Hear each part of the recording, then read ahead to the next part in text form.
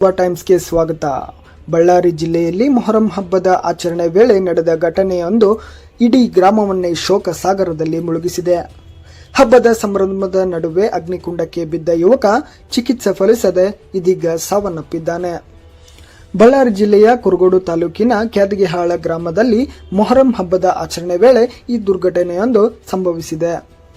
ಮೊಹರಂ ಅಂಗವಾಗಿ ಪೀರಲು ದೇವರ ಪ್ರತಿಷ್ಠಾಪನೆ ಮಾಡಿ ಸಂಪ್ರದಾಯದಂತೆ ಅಲಾಯಿ ಕುನಿ ಎಂಬ ಬೆಂಕಿಯ ಹೊಂಡವನ್ನು ನಿರ್ಮಿಸಿ ಆಚರಣೆ ನಡೆಸಲಾಗುತ್ತಿತ್ತು.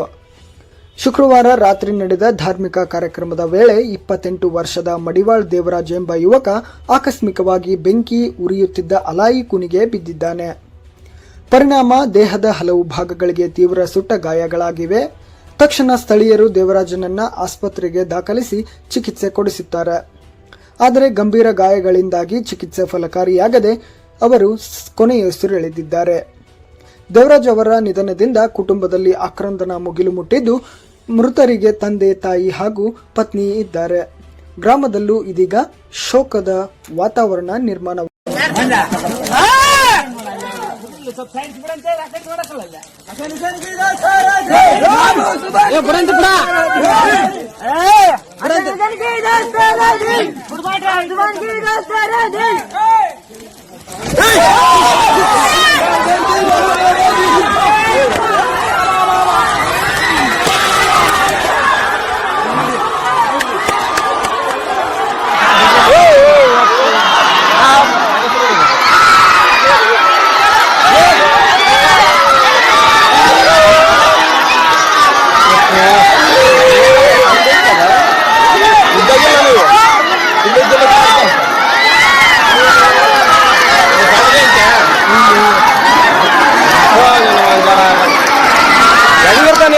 ಸಣ್ಣ ಬೇಕ ಕೈಯಾಗ ಸಿಗ್ಲೆಂಡ್ ಐತೆ ಒಟ್ಟಿಗೆ ಏನ್